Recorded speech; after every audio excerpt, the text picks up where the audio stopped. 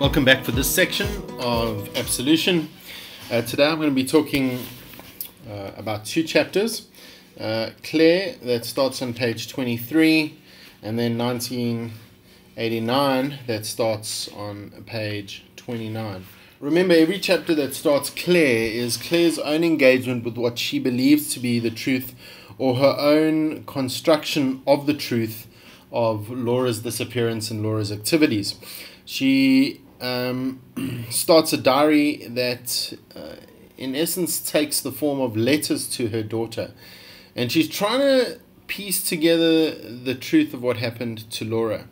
Her daughter Laura has vanished without a trace, and there are bits and pieces about what she has been involved in, and also obviously her reading of Laura's own diaries. Really, these chapters entitled Clare, I believe, are about finding some sort of connection with her daughter, but also finding closure. She wants an end to all of it, and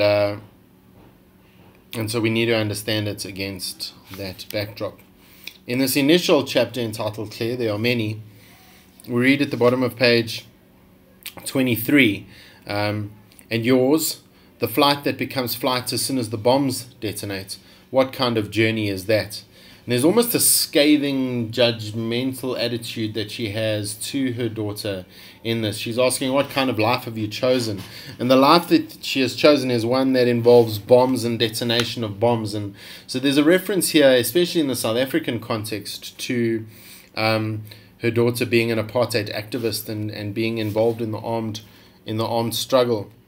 The reason for this diary is very clear on page 24, where she says, "This new attempt to reconstruct the last days before your disappearance is only for my own sake, because there was never an official account."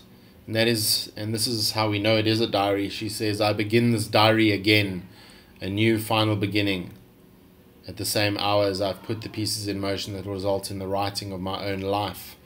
So there's a biography in her life. She's writing this diary at the same time. And also she's writing a new book called Absolution, which is semi-autobiographical in nature. So there's a real sense that Clare is engaging deeply with her past. So if we come to 1989, where we are introduced to the young boy Sam.